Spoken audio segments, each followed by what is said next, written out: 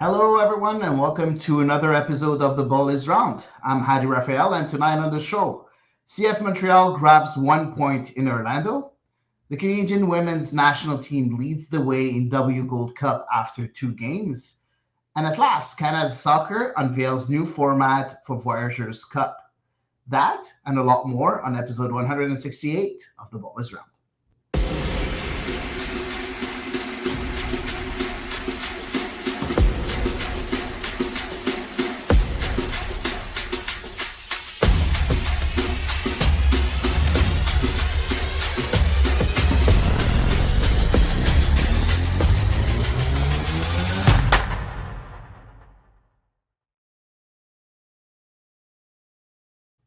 Good evening, everyone. Soccer is back on The Ball is Round. We can't wait to discuss soccer. So many things have happened. And of course, CF Montreal have happened. But first of all, let me greet my two co-hosts. So Eve Powell. Hey, Eve, how are you?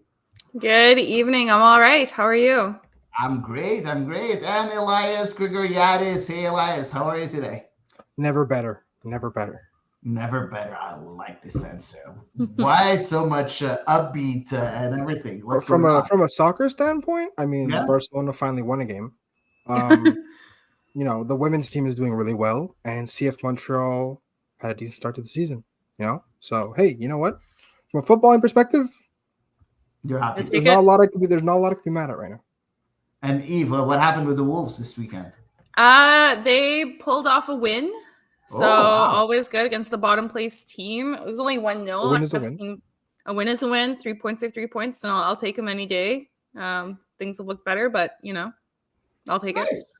I'm happy too. We won today for the first time in Ligue 1 in 2 months. So we're very happy. We won 4-1. And we qualified for the next round of the Europa League also. So we're very happy too, playing against our former coach in Villarreal. So that's going to be fun, having him back in the Velodrome on the 7th, if I'm not mistaken, in a couple of weeks. So that's going to be fun. So happy with what's happening with the OM after 2 months of really bad soccer. So we're very happy. What a new manager does to you, man. Look at that. Exactly. Yep. Exactly. The psychological shock of a new manager. That's exactly it. So it was great. So moving on, but local soccer is going well.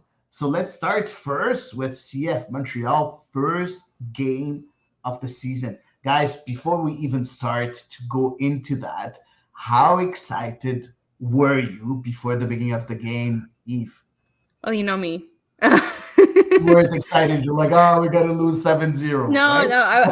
I was excited for a new season in general, but especially having caught I kind of caught the first half of Orlando versus Cavalry, or Cavalry versus Orlando, as it were, and I was like, oh my god, I was like, they're steamrolling Cavalry, oh god, and they had this long ass journey. I was like, oh no, this is not looking good. Like, they are like a well-oiled machine already. So I was a little apprehensive, more than a little apprehensive, but generally excited for a new season. Okay, give me some positive vibes, Elias. After Eve, how excited were you? We talked about it last week, right? I wasn't necessarily excited. I was more eager, right? Because we had seen so little of the team, and I knew it wasn't going to be as disorganized as it was against Atlanta, or at least part of me was hoping, right? The optimist in me was hoping it wasn't as disorganized as Atlanta.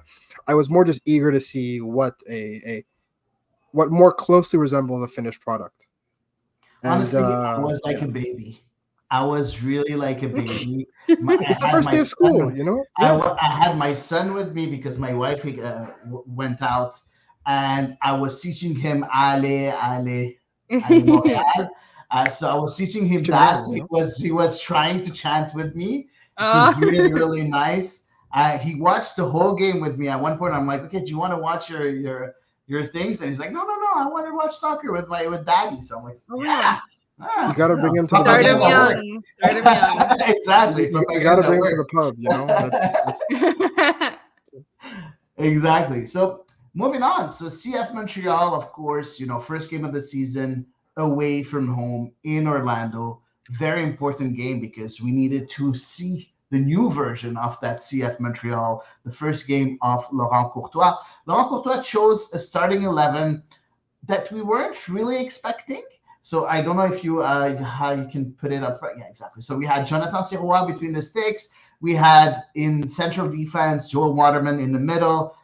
As a right center back, we had George Campbell. As a left center back, Gabriele Corbo. As a double pivot, we had Samuel Piette and Mathieu Chouanière. Then we had, as wing backs, we had Ariel Lassiter on the left and Rouen on the right. And then two offensive midfielders with Bryce Duke and Dominic Yankov. And up front, as a sole striker, Matthias Kokaro. Looking at that starting 11, Elias, were you surprised or did you see it coming, that four-man midfield? Yeah, we kind of talked about how he wasn't going to try anything too crazy. And, against a team like Orlando, packing the midfield is never a bad idea. So I wasn't too surprised. I still think I was surprised to see Bryce Duke there, but he has been very high on him overall throughout the preseason. So maybe not too surprised. But, overall, with Joaquin Sosa not being 100% fit and everything like that, I understood the inclusion of George Campbell, who we'll talk about later. But overall, nothing too crazy. Eve, were you expecting that starting 11? I think I was probably expecting something close to that. Certainly from everything we had, from the limited amounts that we were able to kind of glean from preseason, it sounded like Yankov had made an excellent impression. Kokaro as well. Of course, heard nothing really but good things about him. And like Elias said, it was unsurprising as Sosa works his way kind of into being fit for the squad. And, we talked a lot, I think, about what the midfield would look like. And I was glad to see that it was a double pivot, given that they were on the road against a very, very powerful Orlando side who had finished second in the East and had already gotten at least one competitive match under their belt. So not terribly surprised. I think maybe for me, the biggest surprise was that Bryce Duke started because, he kind of ended last season on a quiet note. Yeah, no, it was surprising, but you know what? We talked about it a few times already, saying that we feel that he's going to play with two offensive midfielders and having that four-man midfield. I think it's going to be very interesting. Try some triangles between the four, like sometimes three of them doing some triangles and one playing up front next to the lone striker. So, and we see that change. We saw a few times Duke playing next to Kokaro, and sometimes we saw Yankov playing next to Kokaro in a certain way. So I think that was very interesting. Now, of course, you need a bit more time in order to build on that. So it's a bit rusty still, and that's normal because it's the first game of the season. But I like the idea behind it. I really like the idea behind it. But you know what? They didn't seem very rusty at the beginning of the game. And it looked like Orlando was playing their first competitive game of the year, not CF Montreal. First of all, we saw in the third minute, Samuel Piette winning the ball, giving it to Kokaro. Kokaro really passing by his defender and then shooting directly on Pedro Gallese. And just a few seconds later, again, Piette taking the ball, giving it to Bryce Duke on the top of the box. Weak shot from Bryce Duke, but still 2 shots on target in 3 minutes. How often have we seen that from CF Montreal, Eve? Not in the last year at all. I think we would probably have to roll the tapes back to 2022, and maybe even then we might not have a sample. No, it was a very welcome sight for sore eyes. Obviously, we'll talk about how the rest of the match played out because unsurprisingly, that was not a sustainable tempo. But I think for everyone who had been so starved for offensive play in the last year, like Laurent Courtois could not have asked for a better way to seduce the new public. Yeah, exactly. Completely right. It was really interesting to go with that very high tempo with a lot of pressure, high pressure at the beginning of the game. I think nobody really expected it, and we didn't expect it, but most importantly, Orlando didn't expect No. it, and that Yeah. was really interesting. On the 5th minute, Elias, and CF Montreal continued on really, Yeah. exercising that pressure with Kokaro winning the ball in the midfield, giving it to Ariel Lassiter. Ariel Lassiter trying to cut inside and shooting from outside the box, a very well strike. It was parried by Petro Galese, and the rebound was for Kokaro, who tried again to beat the keeper, and then Galese puts it in a corner. 5th minute, 4 shots on goal. Yeah. You look at that and you're like, oh, wow. Okay. What did you do, Laurent Courtois, right? That was my exact thought. I was like, what the hell happened? And I think that it was a mix of a lot of things. First of all, I think just, the team shared the fans' excitement. Like, this is finally getting started. I think a lot of players after last year had a lot of optimism, had a lot of energy that they wanted to burn off. And second, I mean, this is the Champions League tax in full effect. That right? is very true. We saw it for Cincinnati. We saw it for almost every team that had Champions League ties. Did not have a favorable result. Yeah. Like, even Columbus. I don't know if they've. I don't know if they got a bye or not for winning MLS Cup, but they weren't super impressive against Atlanta. I mean, they won 1-0, but they were not. They were not their usual imperious self with the ball, with the perfect passing and everything. So, I think that's just like the Champions League tax in effect. And you saw that it took them a while to grow into the game. And once Orlando got settled, we saw a bit more of the team that belongs in Champions League. But the beginning was, I think they anticipated that kind of the heavy legs. Flying from Florida to BC is one of the longest flights you can make in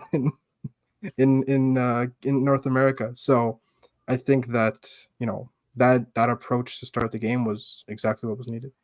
Exactly. And usually you expect, heavy legs at the beginning of the game, but also at the end of the game. And we'll talk about that a bit later. We didn't see much of heavy legs for Orlando at the end of the game. But let's talk about the rest of the game. And that's after those 4 shots on target. That's when, Montreal was still, the team dominating the play and dominating that half at first.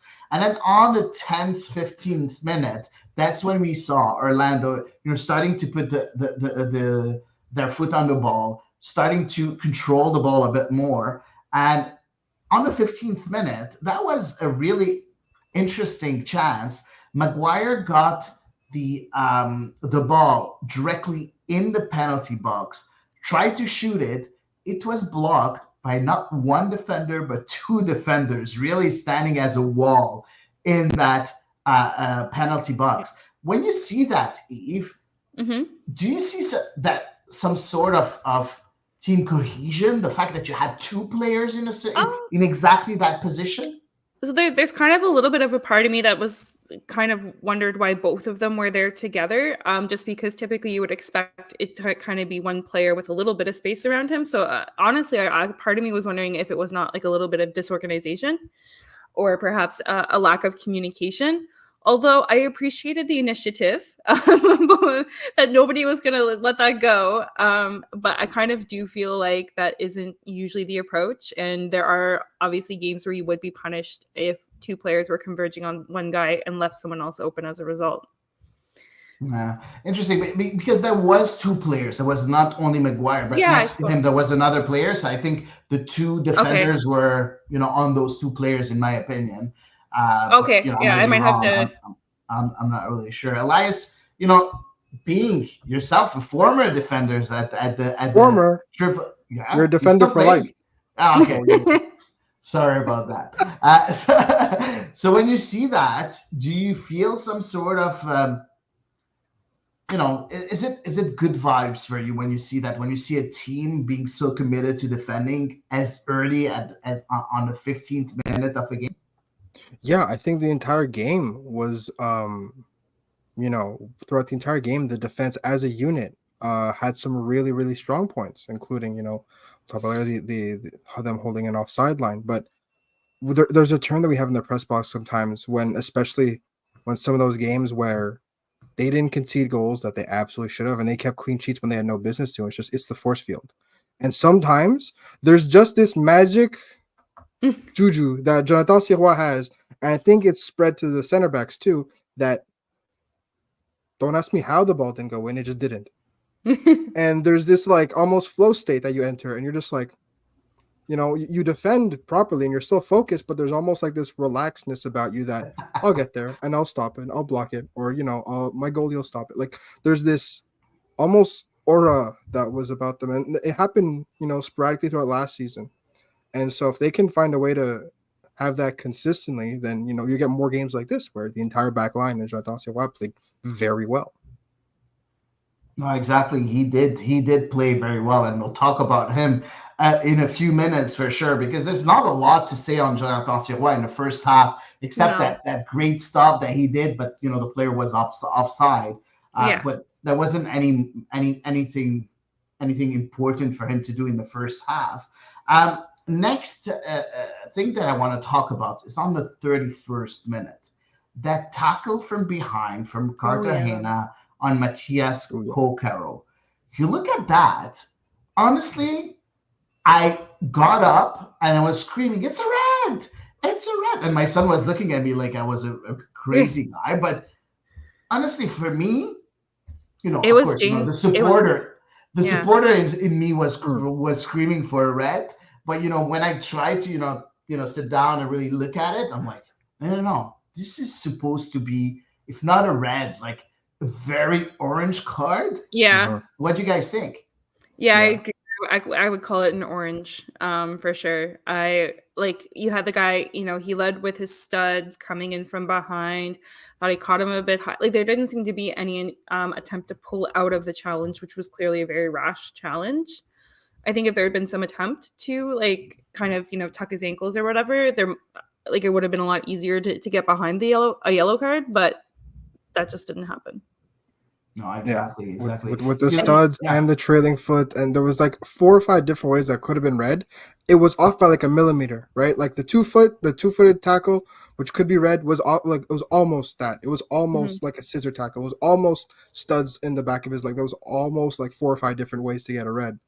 And so the 50 Shades of Yellow. Exactly. The consequence of losing my brother right now is that every single time I think something as a fan, I have his annoying voice in the back of my head going, "No, it's not." And because he always loves to correct me when I complain about refs. And so now I have the voice in my head even when he's not here. So it's just no. Yeah. But yeah, it was very orange. It was very, very at the limit, which is why he got subbed out, right?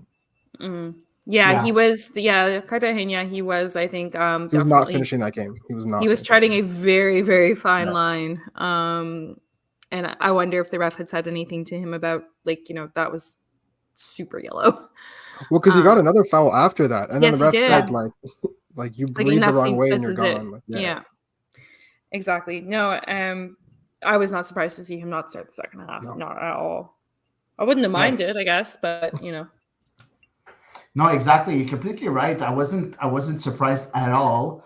And I think, Oscar Pereira also realized that he didn't need 2 holding midfielders with Araujo and Cartagena, and he needed, a bit of spark, and that's why he added Ojeda. We're going to talk about it a bit later, when we arrive to halftime. But Cartagena, for me, is very lucky. Oscar Pereira is very lucky also that his team, continued the game, 11 against 11, in my opinion. So that was one of the. And, a lot of people are going to tell me, it's, replacement referees and everything. And I'm like, no, we always see that. I didn't find the refereeing that bad or anything. Exactly. Yeah, he wasn't that bad. Exactly. I agree with you. I wasn't scandalized or anything. Yeah, that's not me saying I am not team pay the refs, mind you, just to be clear. You're funny. Yeah, exactly. So I wasn't really surprised that this happened also, because I think that the referee, knowing that it's the first game of the season, you're playing in Florida and everything, and it's very early in the first game, I think he made sure to keep the momentum going and didn't want to really influence the game by giving a red card right away. So I don't know. In my opinion, it's not the right decision, but you know what? It's a decision that's we're always gonna see at every game, in the season. So will happen again, unfortunately. The rest of the first half, there wasn't a lot of highlights or anything worth of noting, except on the 45th minute. And for me, this is the first time, in my opinion, that CF Montreal made a big mistake on with Araujo having the chance to cross to Brekalo on the far post, and Brekalo having that header, that free header. He was able to have enough space to put power on that header and to really direct it towards the goal. Thank God Jonathan Sirois had impeccable positioning and was able to just catch it like it was nothing. But that opportunity, in my opinion, was the best opportunity of the game at that time, both team included. I agree with me, Eve. Yeah, completely, 100%. You know, he completely snuck in behind Gabriela Corbo, and I'm not sure how, because he was waving in the whole 9 yards, you know. So Gabriela Corbo really didn't seem to expect that cross coming. You saw him kind of backpedaling as it was clearly floating towards him and the man he was meant to be marking. And like you said, thank our lucky stars, Jose Roy was where he was, because we definitely could have been ending the half on a very different note. Yeah, exactly. And then you look at that and you see Jonathan Sirois directly talking to his defenders and communicating. And I love that. How important, Elias, is it for a goalkeeper to talk to his defenders all game long? Oh yeah, I mean, it's everything, right? The goalie sees the entire game all the time, right? And yeah, defenders see the majority of the game too because they're the last line, but there's always stuff they miss. And that's one thing that Montreal, to be fair, whether it's James Batamis, whether it's Chantal Sirois, have always had down pat, is they have very communicative goalies. Both of them were always super vocal. You could always hear them, even, you know, over the sound of the crowd. You could always hear them talking if you're at a game, and it's good, right? You need goalies that are just yapping all the time, because information is the most important thing, right? Even if it's, you know, something innocuous like just noticing a run that a forward makes every once in a while, it's just information. It's so important, and it's so it goes unnoticed, you know. So absolutely, it's good to have a goalkeeper that's in constant communication. Yeah, I think he improved a lot on that. You know, a goalkeeper that was very good at communicating was James Batamis. I think he learned a lot from him, in my opinion. So that's, I think, very good in the growth of Jonathan Sirois. I mean, he was also a rookie last year, right? So as you grow into your role, you're more secure. You talk more. Exactly. And then, you know, the ref whistles the halftime. Yves, you're in the dressing room next to Laurent Courtois. What are your words to the players? What do you think Laurent Courtois said to the players at that time? It's like a really good question, because, you know, obviously it was not an easy stadium, not an easy team to be playing against, but they were holding their own, but they were clearly, you know, becoming second best as the half went on, certainly. So you know, it's always really hard for me to say these things because I know how the match went afterwards. And like, I'm like, it really didn't get much better, but I'm sure he said something. You know, I think I would have congratulated overall the defense for holding out tough, except for that one moment, you know, that we just talked about a moment ago. I think I would have probably directed a lot of my discussion to the midfield, because there were, as the half wore on, and of course in the second half it did unfortunately get worse, but I think the midfield was getting overrun. You know, Bryce Duke was disappearing as the half wore on as well, even though he had started brightly.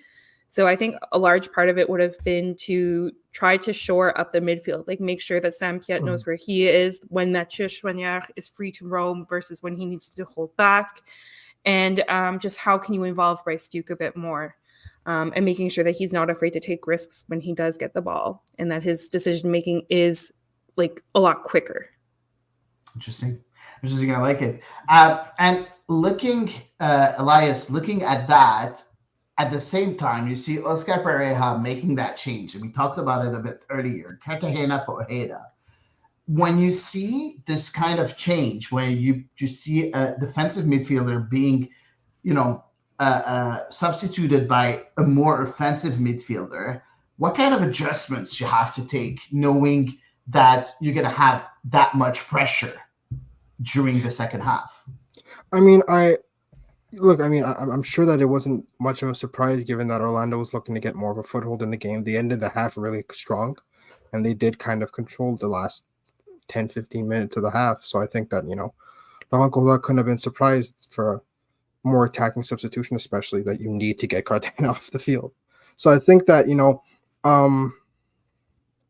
I'm a bit surprised he didn't make any halftime substitutions knowing that Cartagena was coming off. To be fair, like the midfield four was working well. Yeah, Bryce Duke didn't have a great half. Yes, Dominic Yankov still looked like he was a bit out of place, and that'll get better because he did have a lot of really good technical points. But, there were some moments that he had to kind of, integrate himself a bit more. But I thought maybe bringing in, making it a proper 3-man midfield and then, two strikers and having it a bit more built instead of having a bit less fluidity, given that you knew you were going to have less of the ball, I think might have made a bit of sense. But ultimately, I can't fault him for not messing with the midfield structure. But at the end of the day, bringing on someone like Rita Zouir, bringing on someone like, Victor Wanyama, who we'll talk about after, in terms of the midfield hierarchy, it did surprise me that he didn't make too many adjustments. Mm-hmm. I mean, they handled it, right? Yeah, they did. They did. Barely, but they did.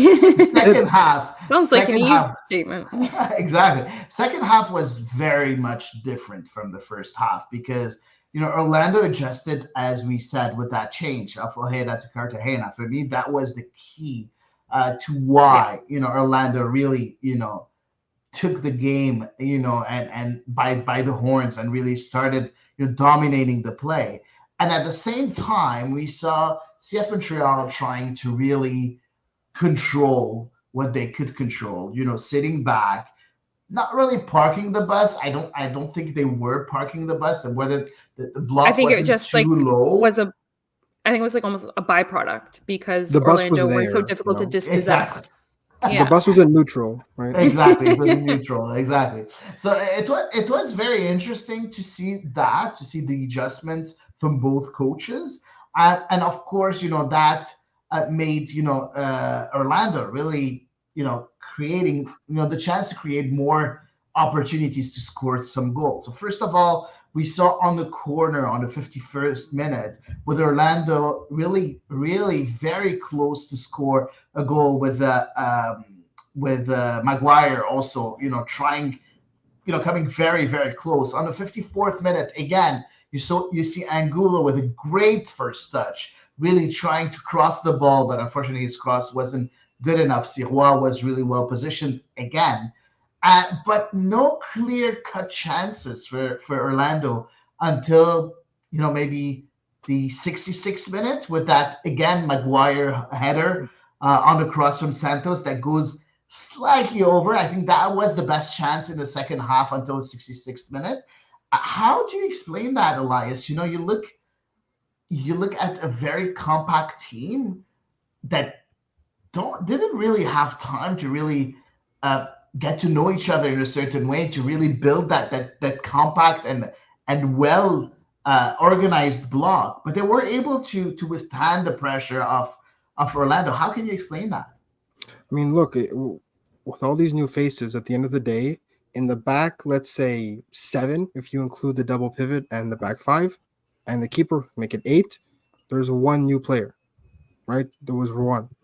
Everybody else had played together at some point.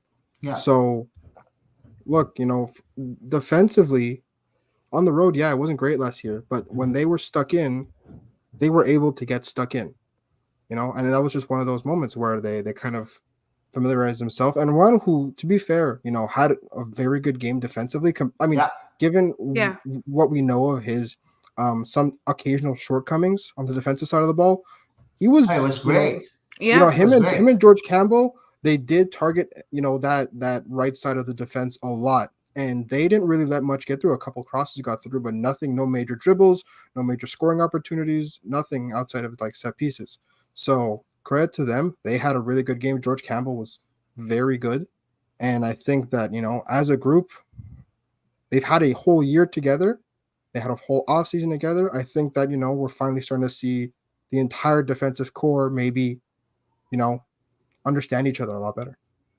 Yeah, no, I agree. And Rouen was a bit more, very conservative during that game, with Lassiter playing very, very high up the field and Rouen playing very, very low on the field. So that was really interesting, knowing, the offensive capabilities of Rouen.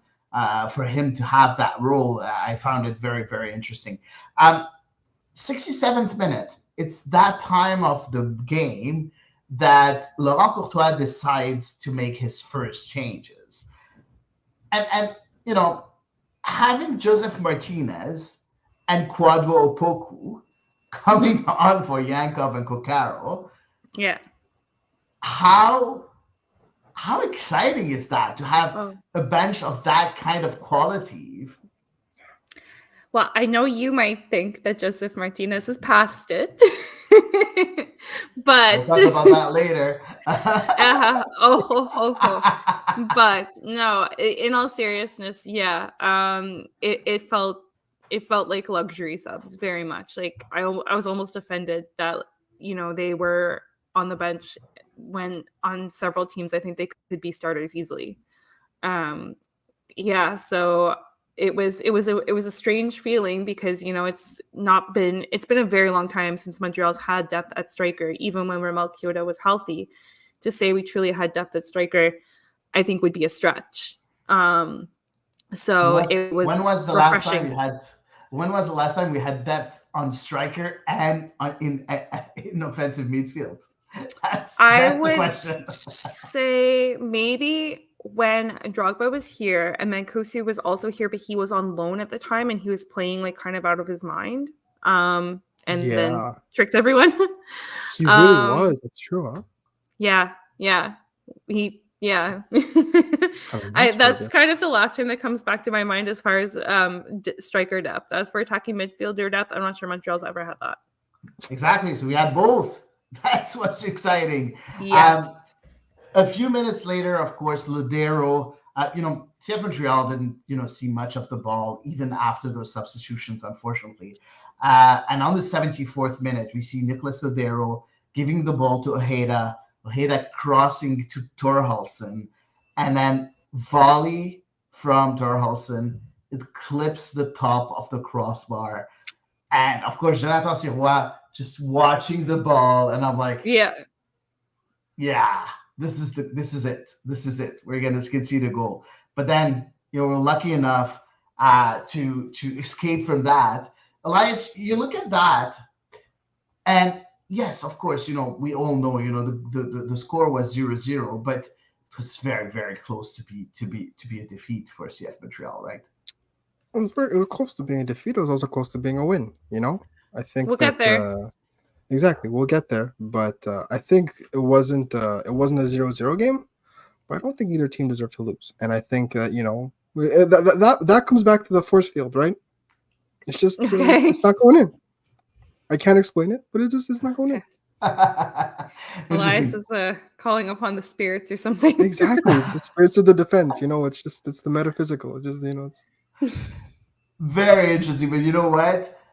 It's weird because we played a very defensive second half, but that's when, and I'm going to answer Robbie's comment, we were weak in the second half. I don't really agree with that. When you think about it, that's when we got our best chances. 79th minute. Yeah. Right. But I think the difference is like having kind of been under siege essentially until the moment we're about to talk about. It can come off as being weak because the other team essentially has Montreal pinned in their own half. So I can understand why it could look like that for sure. And they bent, they didn't break. But obviously as well, I wouldn't necessarily have called it like a terribly two-sided half up until that point. I would not have called it a two-sided half up until that point. I would have said this was almost like a training drill, with Montreal just testing their defense versus Orlando trying to break down a very resolute defense. So I can understand why it would feel that way.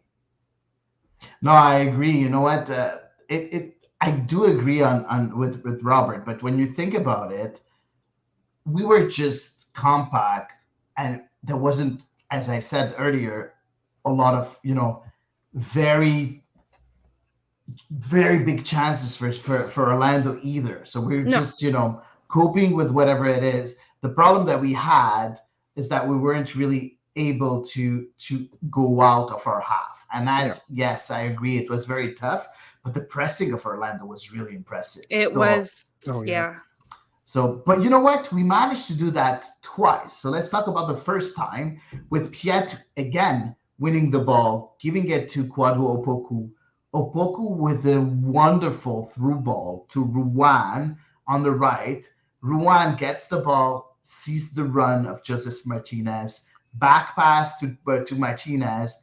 Martinez all alone, right in front at the penalty box, in a penalty box on the penalty spot, all alone, missing the target. How I don't know. 2023 prepared me for this. It's okay. It's okay. We sat through 2023. I was just like, oh, another one. No, in all seriousness, like I was actually a little bit surprised, because maybe he was surprised to have the space that he did, because he didn't need to take that first time. He could have taken a touch and settled it, I think, and not been closed down, because Jensen had gone so deep and close to his keeper that really I think Joseph Martinez would have had sufficient time to maybe be a little bit more composed with it. But he also didn't play at all in the preseason. So this was really his first effort on a pitch in 2024. So when I take that into account, I'm not terribly surprised that maybe the instincts aren't as sharp as they will be in 2, 3, 4, 5, 6 weeks. Interesting. Patrick said something, big point, but Martinez had so much time to stop the ball and place it, but take the point and run. Do you agree, Elias, that he had that time? Or do you think, a striker of Martinez, ability, it shouldn't matter if you stop the ball or if you just, take it one time. He has the ability to do both and to do it well, right? Or am I being too harsh on Joseph Martinez? No, you are right, but the force field cuts both ways, right? No, but on a more serious note, yeah, you're right. Like, he is someone of his caliber is more than good enough to finish that first time. But the thing is, at the same time, this is your first game with the new team. You're playing against a team that you historically have a lot of beef with.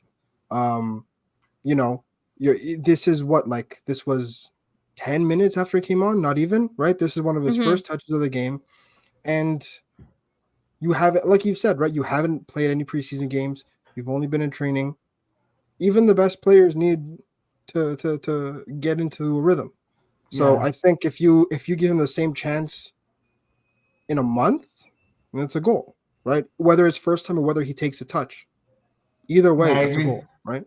I agree. But I would have loved to see it, finish as a goal, and seeing a second video of Orlando, because he just loves score. Like, he's had, even at Atlanta, right? He had beef with Orlando. But that used to be the big rivalry until Miami right? Because before Miami was there, it was Atlanta versus Orlando, and then he went to Miami and just reinvigorated. So, like, he's always had beef with Orlando. So scoring, I think maybe he just like, oh my god, I get to score against Orlando again. And maybe he rushed it. Maybe, right? Who knows what goes on in his head? He's probably gonna look back at it and kick himself for it. But they're playing Orlando again in a month at Stade Saputo, or in a month and a half at Stade Saputo. First game at Stade Saputo, by the way, is against Orlando. It's gonna be good. So he'll definitely want that one back. That's for sure. Interesting.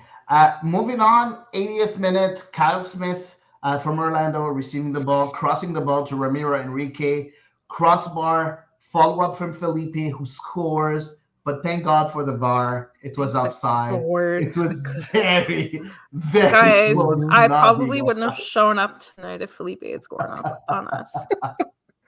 I would have just It He happened already, celebrated right? too. He Oh, celebrated it's too. happened, yeah, in the past. 100. He scored on Montreal a few times since he left, and he has celebrated That man has very not apologized. passionately every time. um, yes, because one time was a couple of times, at least one time anyway, it was in Montreal, and I was like, God. but yeah, I was so glad that the offside flag came to the rescue. Yeah, thank God. But he was offside, and also Torres was offside, so both of them were Yeah. offside, which But was either very way, interesting the too. ball went in the net, Yeah, and I Illegally. don't trust anything. second chance for Laurent Courtois to make changes on the 83rd minute with Raheem the Dream Edwards coming in, and Sunusi Ibrahim also for Bryce Duke and Ruan. Interesting changes. So first of all, it was interesting to see Yankov going out before Duke because, in everybody's opinion, I've been reading, whatever's been said online, and everybody thought that Duke had not a very good game, and Yankov was kind of okay, even if he wasn't that good either. What do you think about those changes? Putting Edwards and Ibrahim. Edwards playing on the right, if I'm not mistaken. No, Edwards was playing on the left, and it was Lassiter that played on the right. So, what did you think about those changes, Elias? Yeah, I'm not mad at that. I think my biggest my guess for why Yankov came off before Duke was he's going for familiarity over maybe anything else, which I get. First game of the season. I really liked Raheem Edwards in that game. Right, he was really good on the ball. Again, it was very much a cameo more than a substitute shift. But look, with that field and the state of that pitch, the fact that he helped string together a bunch of passes and his touch was on point. No, I really like what he did. The fact that Ariel Lassiter can play well with both feet, I think that, in a pinch, he can move over to the right side just until, someone like Vasilap Linen is ready to go again or like that. But yeah, all the changes, Sunusi Ibrahim again, who having him as another player off the bench is a really good card to have in your back pocket, because in a pinch, he does have this ability, this odd ability to just break a game wide open. And he had a couple runs, he had a couple combinations here and there where he did break lines. And again, not much, but he did have an effect, right? And I think all the substitutions made something of an impact in some way or another. So I don't think there were any substitutions that kind of fell on their face and didn't really do anything. Yeah, like Patrick said, right? And an amazing pass by Sunusi. So again, having someone like him off the bench, even last year, right, when he came off the bench, he was almost always a very strong positive.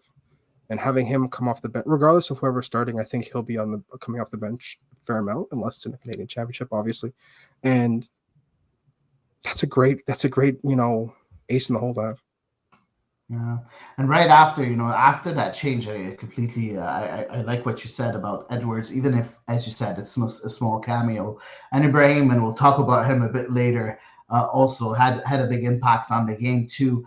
But as soon as that change was made, in a way, it unbalanced a bit the team, in my opinion, because at the 88th minute, that's when I think Orlando had their biggest chance of the game. Of the entire game, yeah. Of the entire game. So, it was so hard to really write and to follow because so many things happened in that during that play. But bear with me, okay? So Santos crosses, it's deflected by Piet, then it's clear. It comes to Chouanière, that clears it on the back of Piet. Again, so Chouanière clears back. Oh God! It falls to Facundo Torres with a very quick shot on the bottom, on the floor, directly to the bottom, the right side of the net, and great save from Sirois. Very important and reflex save from Jonathan Sirois. Follow-up is for Ojeda. Ojeda misses the net. It goes directly again on the left completely to Santos, that crosses it again to Terhalsen. Terhalsen with a header, and thank God it's straight on Sirois who grabs it. Yeah. what was it? A game of ping pong? Like, what the hell was that? I was I had to like, stop the live stream and rewind it. I was like, what just happened? I had I to watch it like 2 or 3 times. It was ridiculous. yeah, I couldn't cope because early in that sequence as well, we had like 2 or 3 players on the floor, like getting up because, as you mentioned, players were like clearing it off of each other. So obviously the ball was hitting them. I was the chaos, the pure unadulterated chaos. I could not cope at the late hour that I watched the match. I was just like, how did that manage not to hit a hand even on the way through, and wind up in an unfortunate penalty situation or something. But I don't know. I guess I'm gonna start subscribing to Elias's theory about the spirits. If you don't believe in the force field after that sequence, I don't know what's going to convince you. I'll make us some matching tinfoil hats. Okay. How do you look at that sequence and go, there's a perfectly reasonable explanation for why all that happened? There's no reasonable explanation. There's a force field, and that's all I'm going to say about it. I'll never write in an article, but I will say that. You should. Okay, apparently a podcast is now a safe space. This is where I put my conspiracy theories. And right after, and I talked a bit earlier about, yes, it was maybe the weakest half of both half for Montreal, but that's again when we had the most, the clear-cut chances for Montreal, the 2 clear-cut chances. We talked first about that chance to Martinez, and then on the 92nd minute, ball is won again by Samuel Piet, who gives it to Chouanière.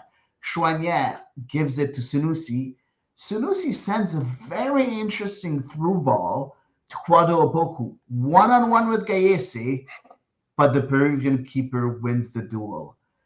You look at that pass for Sunusi, Ibrahim, how amazing was that, Eve? That was probably one of the most composed things I've seen him do in a Montreal shirt. Truly. Wow. Yeah. Big statement. I think so, honestly. That's like kind of the beginning and the end of my sentiments. Sorry. Okay. That's fair. No, I really liked it too. I think he seems very, I'm not going to say fit, but very eager to be on the pitch and to play for CF Montreal this year, more than any other time I've seen him at the beginning of the season. Is it me, Elias, or he seems to be a bit more driven than usual? I agree. He looked really good the second he got on there. I was like, maybe the purple, it was like he thought this was like who's the purple in CPL, like Pacific, I think. Yeah. And he thought this was a Canadian championship, but he Pacific, was. I don't know, but it's my terrible attempt at a joke. But he was on it, He was running. And like we've sometimes seen Sunusi maybe have a slow start to the season, especially in terms of fitness. But he was on it today. He ran again. He didn't have a long time to run, but it looks like he emptied the tank. He was running the entire time.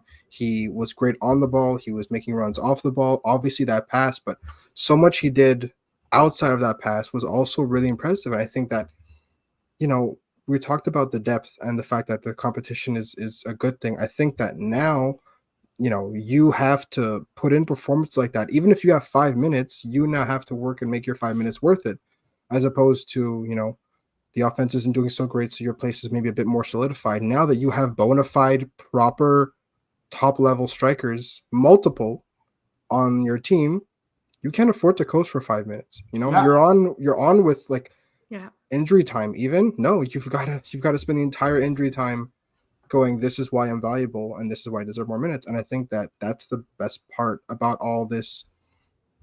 Maybe people are saying there's almost too many chefs in the kitchen. No, there's no such thing. It's competition, right? This means that you're going to get the best out of your players and the best performances.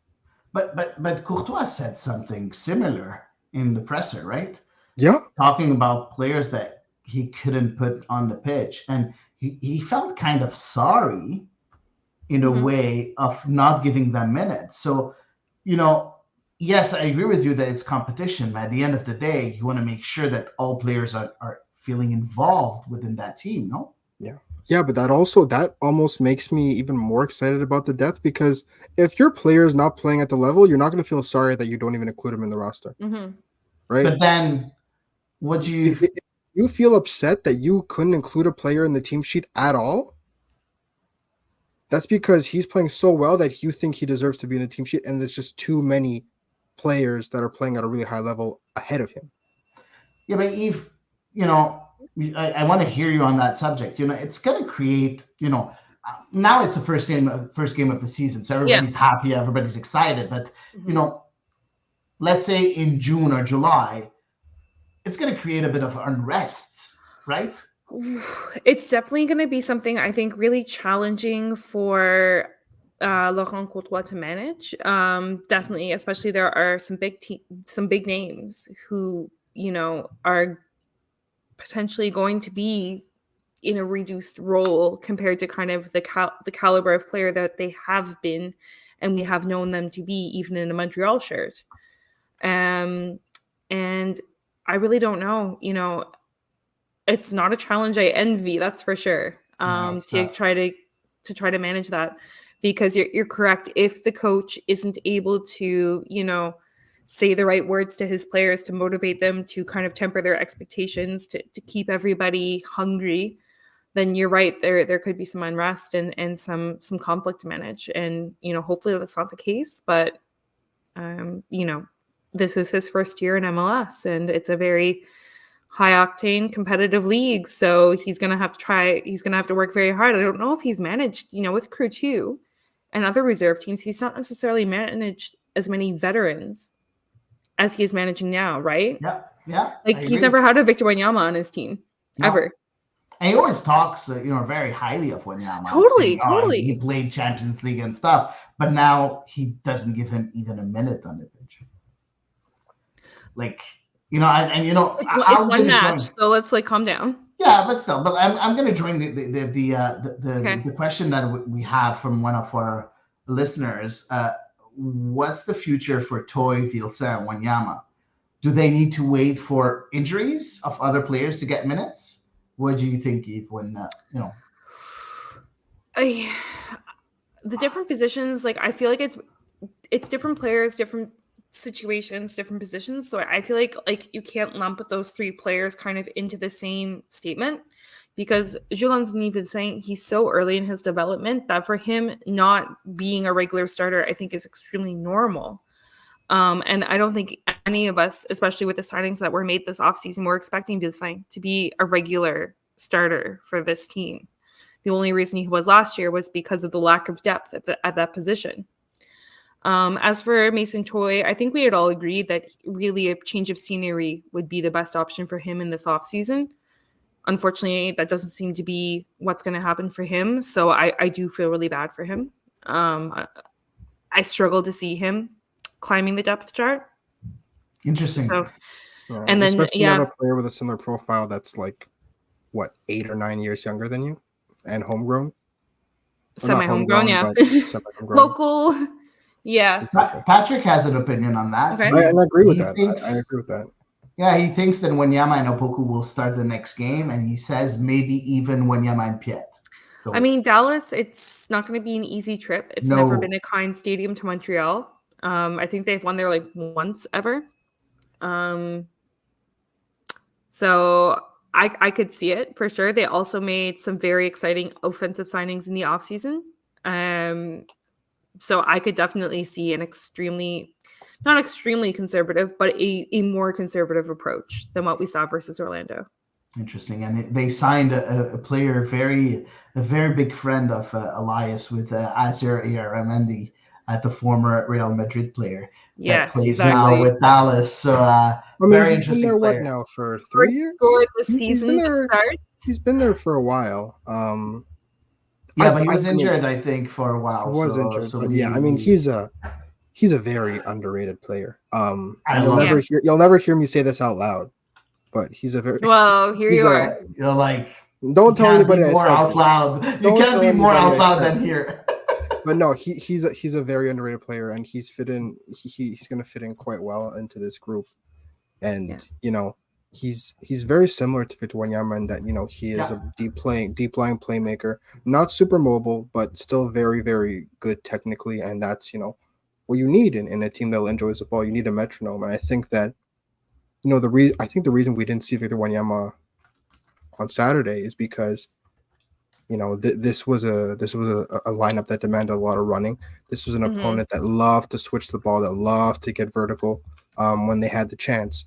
And with that, you saw Laurent Courtois switch into a proper 3-4-3 after all the substitutions were done. I don't think Victor Wanyama has the legs to run in a two-man midfield. We saw it with Hernan Losada. We saw it's getting tough for him. Yeah, I agree. So I think that if we see a three-man midfield, again, minimum 3 or 4 midfielders against Dallas, we're very likely to see Victor Wanyama in there because then he has the tools and the legs around him to do the work.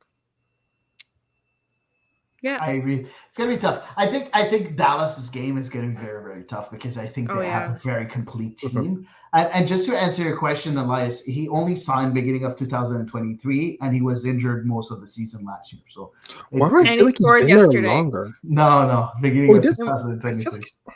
I don't know. Maybe it was August 3rd, 2023 that he signed with him. Exactly. So it's even in the back half. Not the beginning. Yeah, you're right. August 3rd. You're right. Yeah. You're right. Not even in the beginning. It's probably some Mandela effect that I can't think of someone else. No, we'll get you a tinfoil hat to protect you, okay? I really do need one at this point. Jeez. Moving on. We have a few questions from our fans. So let's start with one of the questions. Let's start with Sam's question. Former co-host Sam Savvy sending us a question, and he is here. He said that he's catching up, so then maybe he'll give us his unsolicited opinion later exactly on. So very interesting question that he sent. Piet yesterday, in my opinion, was fantastic. He did everything you would expect from a captain. If Sam maintains his quality of play, what does this mean for Wanyama going into his final contract here? And where does Saliba and Zuhair fit into all this? Nice problem for the coach. Who wants to start? Who wants to answer? I don't want to. I agree. Having too many options is a lot better than not having enough. And I think that Laurent Courtois right now has almost an embarrassment of riches in terms of selection. So I think that's its own challenge, but it's a good challenge. It's not one that's supposed to inspire dread. It's supposed to inspire, a different kind of dread. And I on the Samuel Piet point, I mean, you tweeted out yesterday, right? And I completely agreed with you. Just because he wasn't pinging passes everywhere and doing the same stuff Mathieu Chouinard was doing doesn't mean he didn't play well. He did exactly what was expected of Mathieu Chouinard of Samuel Piet. And people were talking about how he's not he'd made a lot of passes going backwards yesterday, and Nilton Georges spoke about it. But again, this is a player who has deepened his offensive skill set. And we saw it with Wilfried Nancy when he was given license to go forward and play line-breaking passes and play crosses in. He can play that ball very well. And in fact, there's one ball that he played at least a half dozen times to great effect in that he was on the right side of the midfield, and it was just a cross to the back post to a late runner. And, they scored 2 or 3 times from it, but almost every single time it was on a dime.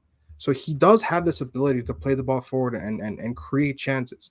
So, yeah, he doesn't do it a lot because that's not what's being asked of him, because you have people like Dominic Yankoff and you have people like Mathieu Chouinard and you have people like Bryce Duke and that can get forward and that do a lot of the offensive work.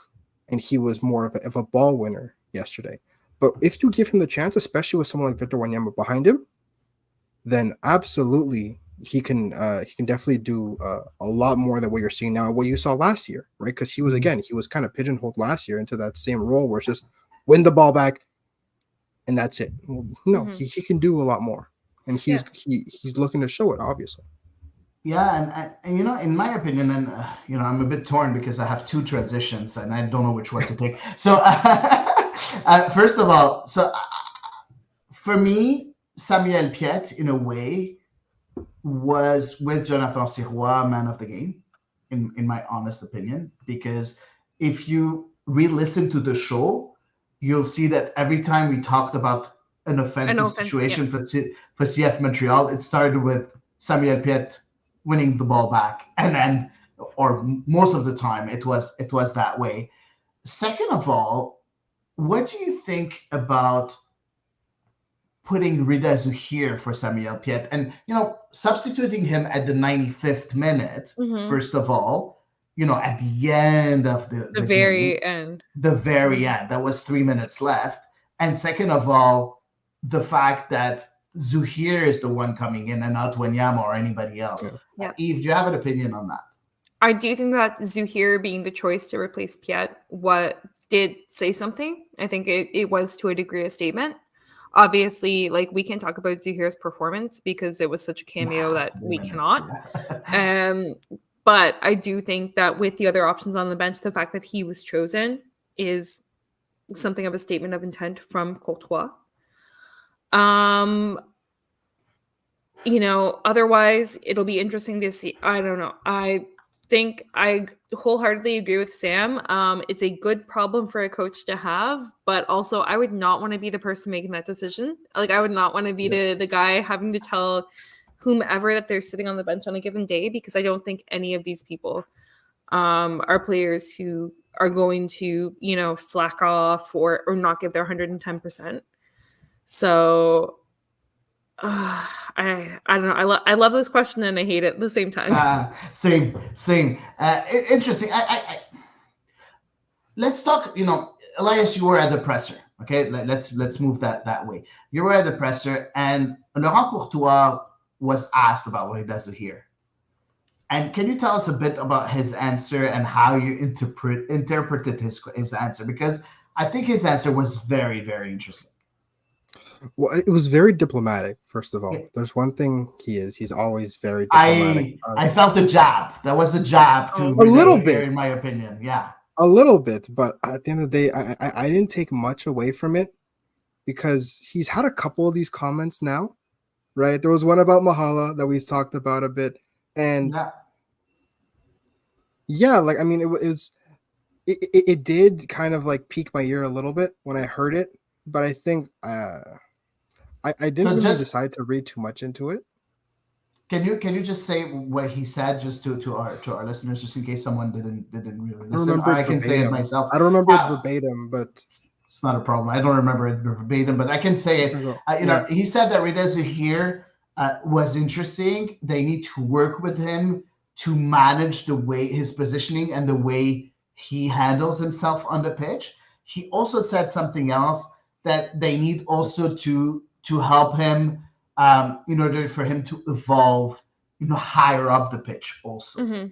Yeah, which is very interesting because he's not really sure where he's going to play him. But that was always the problem with Zuhir, because he had a lot of different things, and it's why I didn't really read too much into it, because it seemed quite diplomatic, because I think if he wanted to be more poignant, he'd be like, he start naming stuff he wanted him to fix.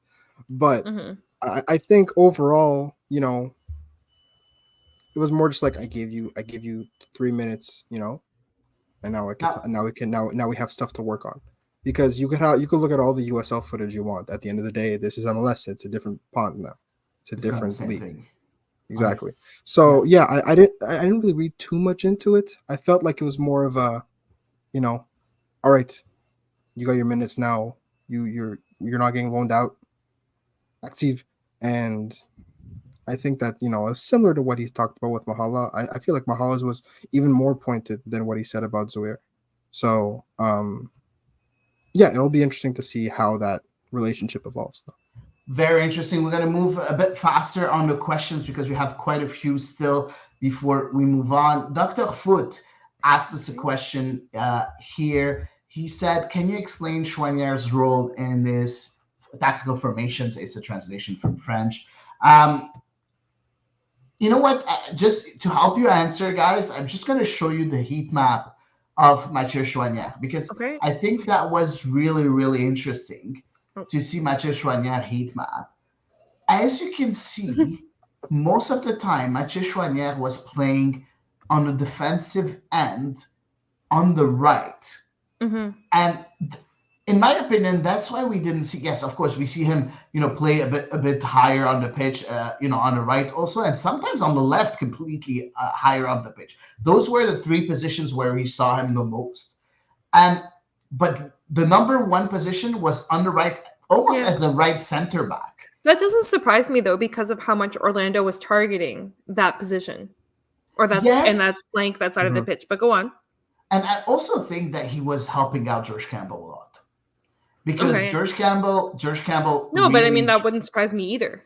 Exactly, and George Campbell really tried a lot to move up with the ball quite a few times. Yeah. So he was there to compensate in a certain way a lot of times, Mathieu Choinière. So that's why we didn't really realize, his impact that much in the offense, on the offensive end, in my opinion. I think that moving on with the season, and when you go in, 5 to 10 games, I think we're going to see a bit more of the offensive threat that Mathieu Choinière can bring. But right now, we're still in that role where he's trying to compensate whatever is going on at the back. Do you guys agree with that, or? I agree wholeheartedly, 100%. Good. Period. I answered the question. So that's great. That's so easy. Moving on to the next question. We have two questions that are quite similar from Robbie and Tate. So we can, answer them together. Here? Yeah, okay. I get so back to first we have Robbie, who says, what changes, if any, would you make to the starting 11 for the next game? That's Robbie. And Tate, do you expect the same starting 11 for the next game? If not, what changes would you make? So it's exactly the same question. Yeah. In my opinion, I feel that Eve really wants to answer. So go ahead, Eve. I would keep things very, very, very similar to what they were, because at the end of the day, the defense held sound against Orlando. Orlando is a very potent offense. I think it might have been a different story maybe if Luis Muriel had his visa, but luckily he didn't. And so we shall count our lucky stars. But I think it's important as well to keep as much consistency as you can right now, because just coming off a 4-game preseason and new coach and everything, you really need to allow your team to develop some chemistry. So for me, I would keep it very, very close to the same starting 11. If Joaquin Sosa is fit, I would be curious to see him slot in, because I definitely heard good things about him in preseason. And George Campbell, he tried really hard last night. I think he has made some improvements from 2023, but I'm not 100% sold. So if Joaquin Sosa is fit, I wouldn't be against slotting him into that defense. And likewise, I think Bryce Duke's position could also be up for grabs. I know, we said he and Yankov, overall, both of them had their weaknesses and their strengths. But I think Yankov was a little bit more incisive, which is why I would keep him in the starting 11. And obviously, you keep Kokoro, 100%. Yeah. As we discussed earlier as well, a more conservative double pivot might, for me, it's the same shape, okay? 100% the same shape. A more conservative double pivot might be called upon for Dallas, given just their completion of their roster, their stability in their coaching. They're just a little bit further ahead right now in their cycle than Montreal is. Interesting. So I'll follow up with a couple of questions to Elias, because I think that what Eve said is really, really interesting. And I think we all agree on, the gist. You, Eve, and the gist. Oh, thanks. I love that. No, I completely agree. But moving on with just a couple of follow-up questions to Elias. First of all, we saw last year Wilfried Nancy, 2 years ago, Wilfried Nancy really at the beginning of the season, really changing his starting 11 a lot. In order to give minutes to everybody, and then to find his final starting 11, maybe 2 months later. That's one kind of, coaching style. And the other one is to start with your starting 11, giving them time together to get that chemistry going and everything. That's the second coaching style. So that's the first question for you. Do you feel that he's,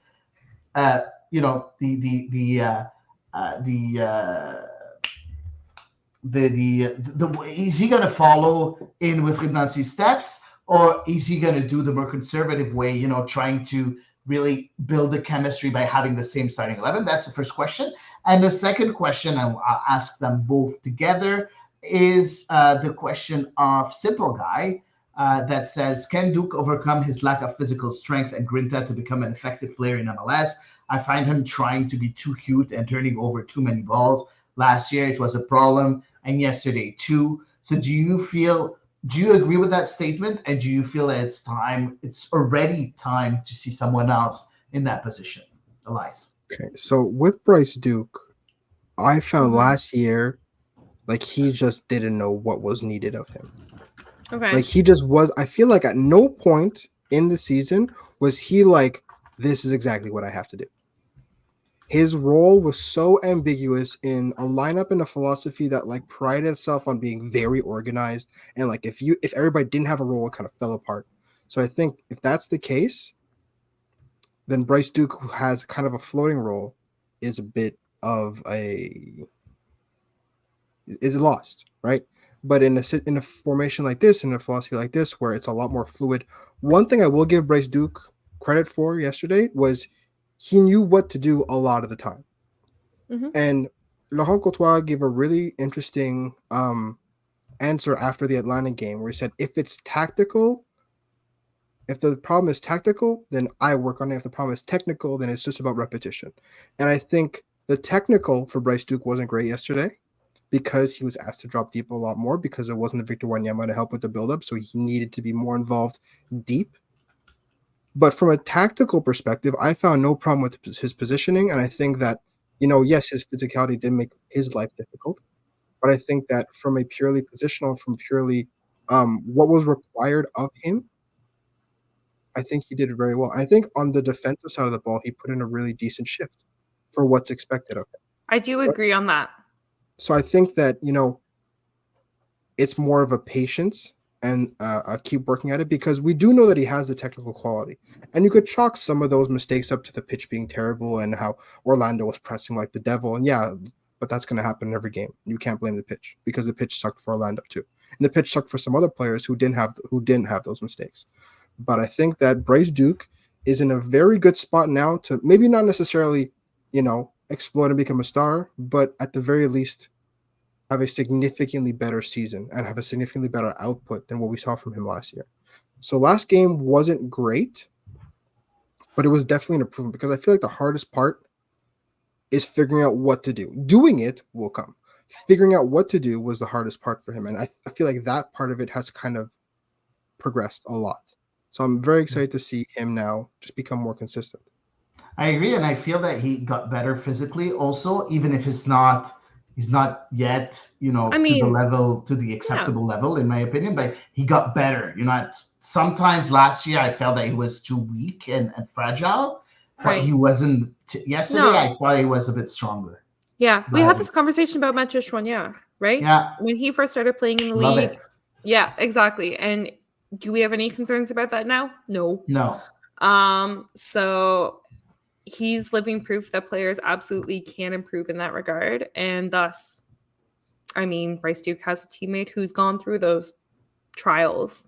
So, yeah, for me, I'm optimistic for once. Okay. And regarding, Laurent Courtois following the steps of Wilfried Nancy, what do you think? Is he going to change things up from one week to another or not really? I really think it depends on how things shake out during this, because this probably is going to be the hardest stretch of the season for this team, right? Yeah. The calendar will become a little bit more condensed later on, which is a different challenge.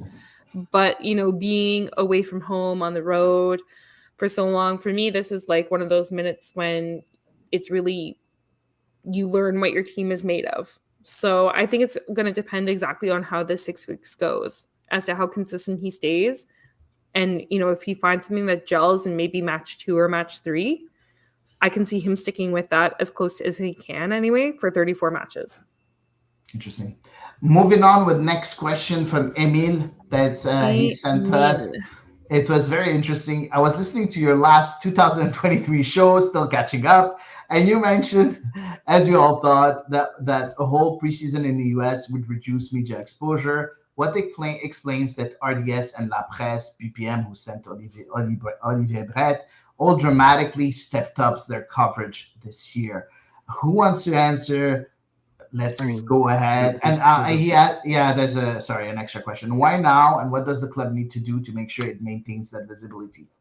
Who wants to answer? It's very simple. They had a proper off season.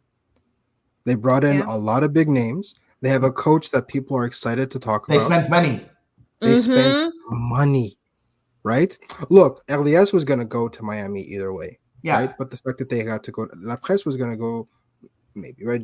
We know that Teotonio loves to travel, and that I wasn't surprised to see him there. No. Even BPM, right? The fact that we got that much more coverage. I don't think we got more coverage than usual. I just think more people were consuming CF Montreal news because of the fact that there's these big names, right? I think that we got. Look, I mean, obviously the first half of the road trip, which was usually dedicated to Olympic Stadium training, there was obviously a decrease in reporting because people just weren't in Arizona, right? But some people were, but it was not the same level of coverage. You didn't have that's half a a dozen journey. people there, exactly, right? You didn't have half a dozen people going out every single training session. But I think just the coverage was the same amount. There was just more eyes on it because people want to consume it. Joseph Martinez is signing, Diaz Kokoro is signing, all that kind of stuff. There's a reason why. It's because they spent money and they brought in, they didn't just bring in a dozen projects, right? They brought in 1 or 2, but they brought in people that will bring eyes to the team, which is what people have been begging for forever. So yeah, I think that's the biggest difference. Yeah, exactly. And we do have a couple of questions that came in when we were recording, so we'll answer them fast. So first of all, we have Sam Faisal that sent us first question. I gotta scroll. Yeah. A media outlet wrote, thanks to Sirois, we got a point. Although the shots on target was 5-4 for us, Orlando was lucky Opoku missed that chance. What do you think about the negativity from the media? I think that's just Montreal-esque. I think that's just that's like the tone. That's Eve-esque. But why do you think I moved here? Interesting.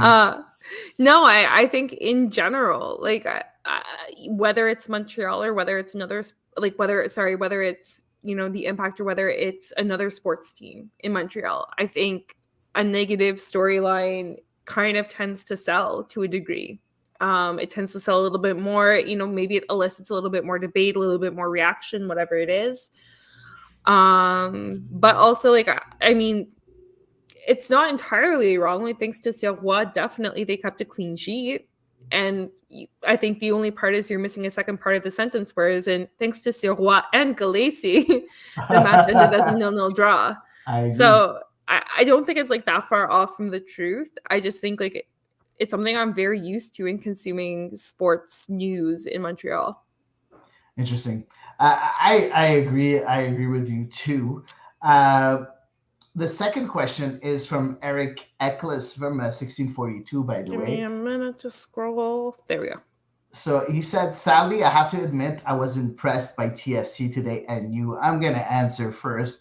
Listen, Eric, I didn't have time to watch the game. I watched it. I had Marseille, then I had the women's national team, and then the presser, and now the ball is round. So, and I don't have time to watch those unnamed clubs. So. No, I'm joking. I didn't watch it. So I love your attitude, but I actually did watch it. Yeah, you're sneaky. Well, I just didn't have a team that was playing this afternoon. My team played at 8:30 this morning with the Roosters.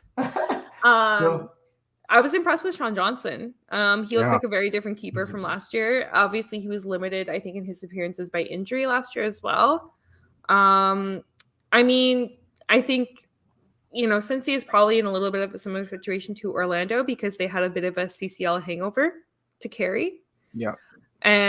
So I wouldn't hang my hat on this. I thought it was a very pragmatic performance from TFC. I don't think they were spectacular. I think, their DPs had spectacular moments for sure. And it was definitely not the catastrophe on the road that their supporters had become accustomed to last year. So yes, there was improvement, but I'm also not going to nominate them for Supporter Shield based on that performance. No.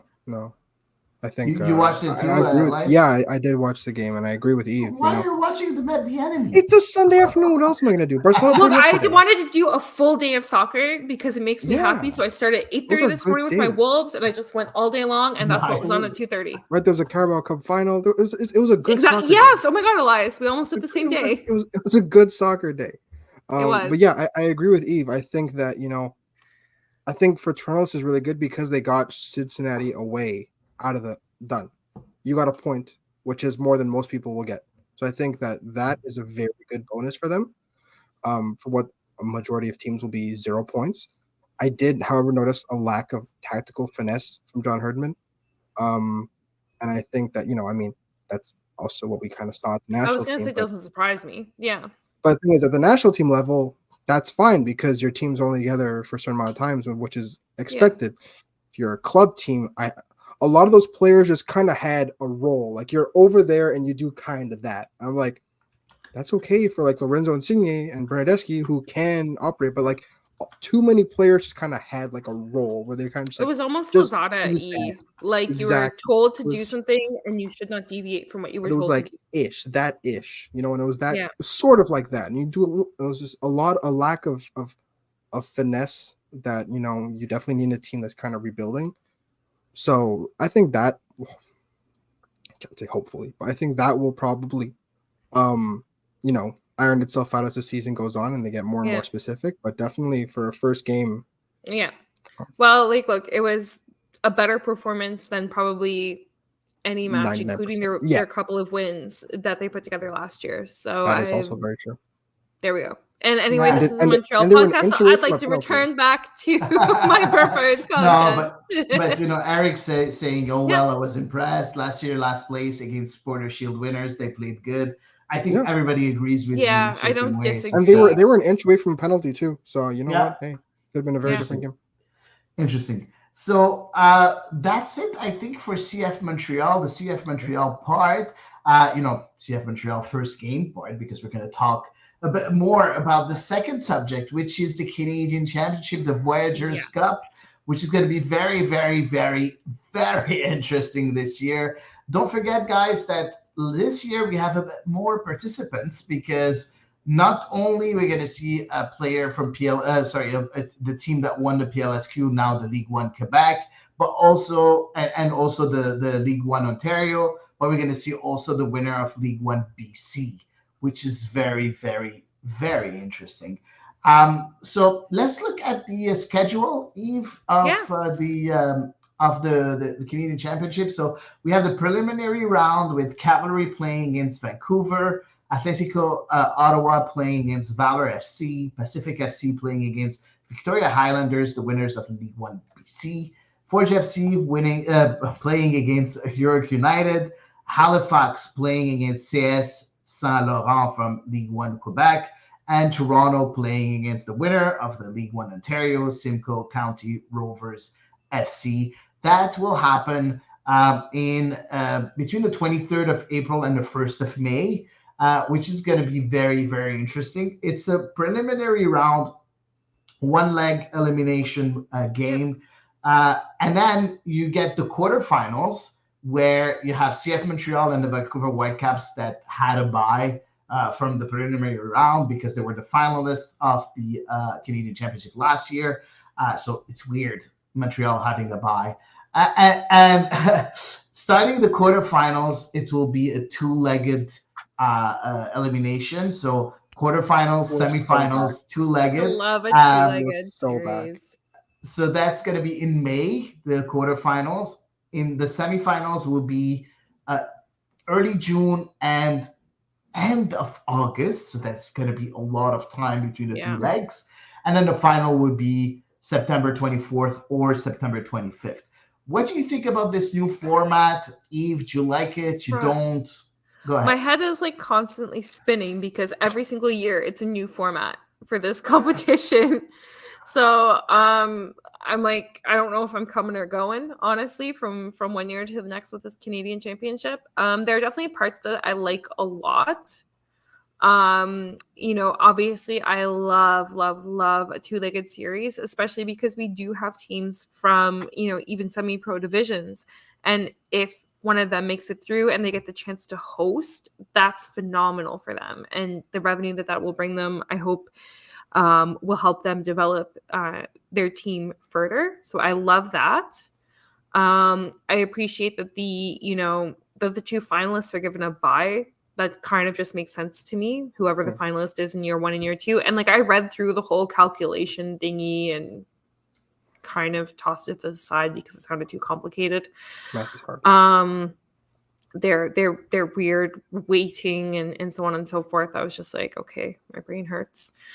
Overall, I don't dislike it, and I appreciate that they also divided it a little bit into West and East to facilitate that travel, because I know that was one of the main concerns expressed, I think, by the CPL clubs in particular.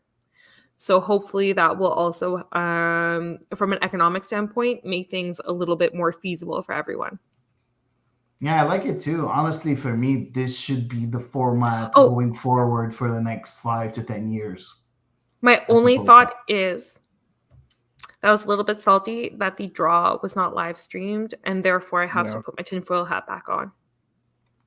Welcome back. I liked it when they streamed the draws. At least I couldn't start saying, oh, well, Toronto drew the semi-pro team, But they did.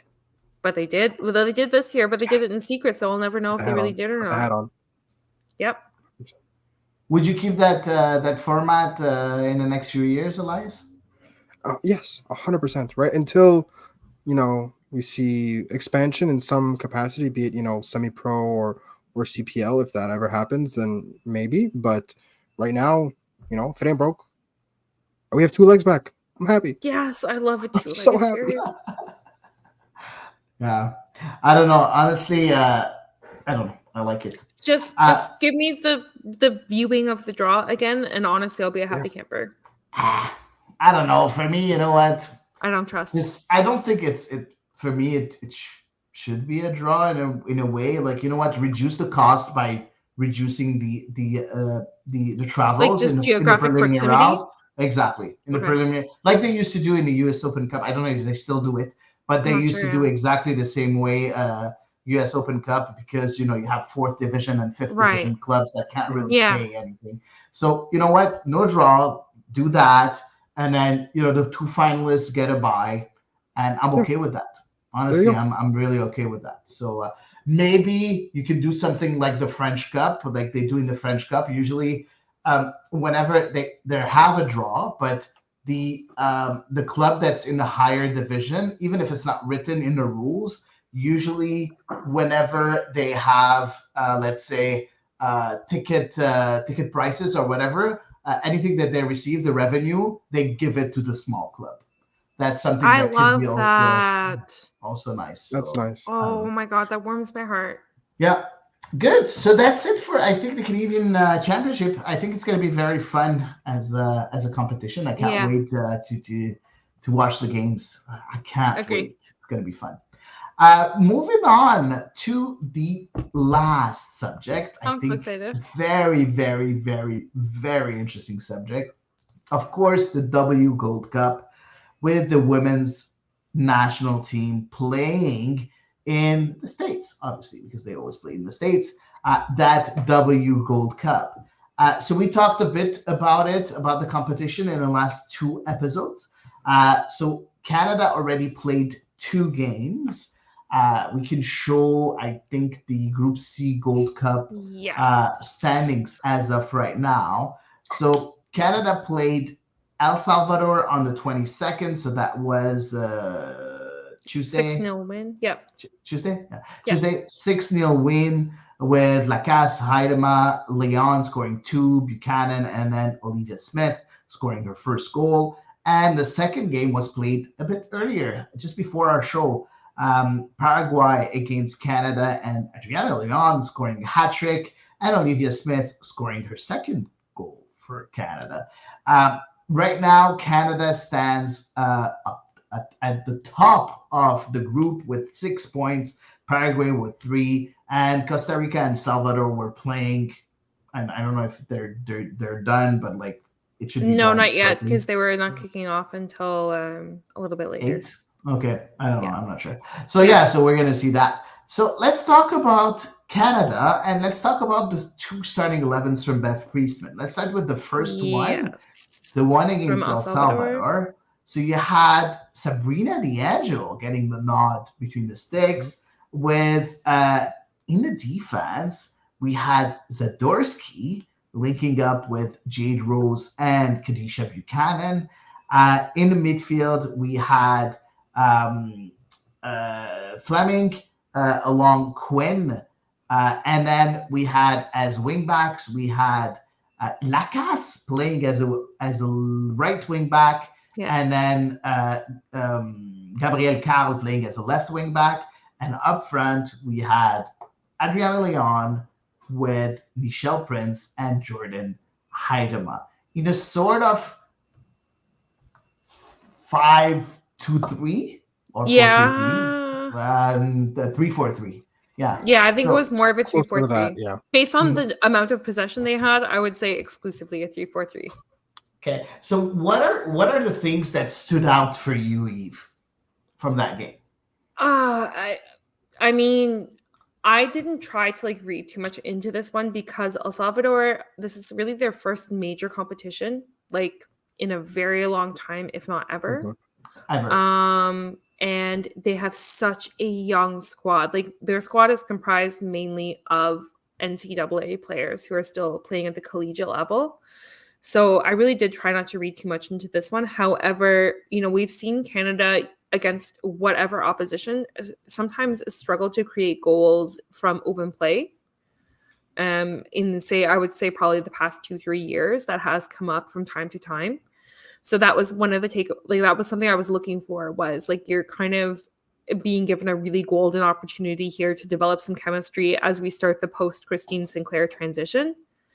So what can you do from open play, not just set pieces, not just hoping for a penalty? And I will say they delivered.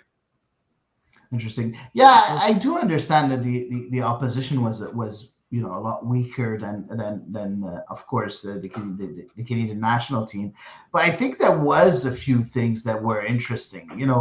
Having Chloe Lacasse play as the right wing back, I think was very, very interesting. Knowing that she plays that role with Arsenal sometimes, that's interesting. We saw how lethal she can be in that position too. Oh my God! So fast. What? I felt so bad for the defender. Yeah, so fast, technically gifted. Yeah. Lethal, scoring a goal, three assists and a goal. And one of the questions that I had the opportunity to ask to Beth Friesman, she lost a few wingbacks, coming into that tournament with, Jade Riviere, and Sydney Collins, missing. Alicia Chapman. Well, she's been away for a little while, but she wasn't called up. I'm saying that coming into the tournament, the both. Okay, sorry, like some last minute additions. Yeah, okay, sorry, last minute. Okay. So, and she wasn't able to replace, both of them with two other wing backs. So the first player was replaced by Alidou, and the second one was replaced by Bianca Saint-Georges. And she said that, she had to try new things. And she wanted to put wingers because, of the opposition that was, inexperienced. But she really liked what Chloe Lacasse showed. In a way, she was thinking about it even against stronger teams. What do you think about that, Elias? Like, do you think that a player like Chloe Lacasse can play, let's say, against Brazil or the US as a left wing back or the right wing back? Can she? Yes, absolutely. Should she? No. Because that's not where you get the best out of Chloe Lacasse. You can't hamstring her into all this defensive responsibility. If you're playing against a team where you're going to get 75-80% possession, you're going to score 5 goals and get 20 shots. There's no defensive responsibility. Put a wing back because she's basically already playing winger. Because there is no back. Against teams that you're going to have to properly defend and maybe even get hunkered down for minutes on end, then you're losing technically one of your best players, and going forward, one of your best dribblers. So I think that, forcing her to do all that extra running and all that extra work is only going to mean we get less of what Chloe Lacasse does best going forward. So I think that, in a situation like that, a more conventional 3-4-3 where she is part of the 3 and not the 4 makes more sense. But again, can she? Yes. I just don't think she should. I live for that answer. That answer, honestly, Elias, maybe my favorite thing you've ever said on this podcast. Oh, wow. Okay, sending flowers and everything. I never got flowers from Eve, so You should be Keep waiting. you You should keep feel waiting. very lucky and everything. Moving on with the other questions that I had, it's been a while that we've seen Shalina Zadorsky play in Yeah. that back three. And usually she used to play in the middle of the back three. This time she didn't play in the middle. She played on the right. What did you think about her performance, Eve? I mean, the defense wasn't terribly solicited, so like I feel like it was okay for her, and I really appreciate her vision for a pass. And especially given that Chloe Lacasse was the wing back who was kind of closely connected to her, I think it was good in that regard because the little bit that Shalina Zadorsky and the defense were called into action, I felt like she had really good outlets to which she could play a ball, just based on the players who were available around her. So I still prefer, I think, a Jade Rose on the right of the back three to Shalina Zadorsky if I truly had to pick. But I'm not against it. Interesting. Elias, we saw Nichelle Prince getting injured during that game. She's going to miss the rest of the tournament, so she's not going to be there. What do you think this injury poses to someone like Beth Friesman, and how bad is this injury for the team going into the She Believes Cup, because they don't think she's going to be ready for the She Believes Cup either? And do you think that affects her chances of being in Paris for the Olympics? Yeah, my concern, look, I think for the Gold Cup at least, my concern wasn't that she was missing the Gold Cup. My concern for her was that, she misses time. She misses the She Believes Cup. She misses time. She misses club time as well. And then she starts to get overtaken by other people that have called I up mean, her. honestly, it's almost like she already has been. Exactly. Like, And I don't want to say it she too loudly, relied but like she had Bev Priestman's trust, and she was like, we talked about it, right, with how national team managers have their players, and she was a Bev Priestman player. Bev Priestman loved her. I mean, for good reason, because she did contribute a lot in her partnership with Adrienne Leon's really good. But if you have someone like Olivia Smith performing at the level she's performing, just with like a game and a half under her belt in this tournament, right?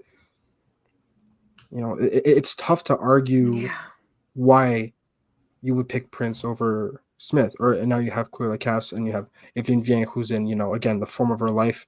It's very tough to kind of work your way back into a position of good standing when, now you're forced to miss time off, and then everyone else is playing at the level they're playing at. Now, again, we'll see what happens when we get closer to the elimination stages, and when they play against bigger opponents, and how, those players measure up. But right now she's in danger of losing her spot, and at even becoming a rotational player if she gets called up at all.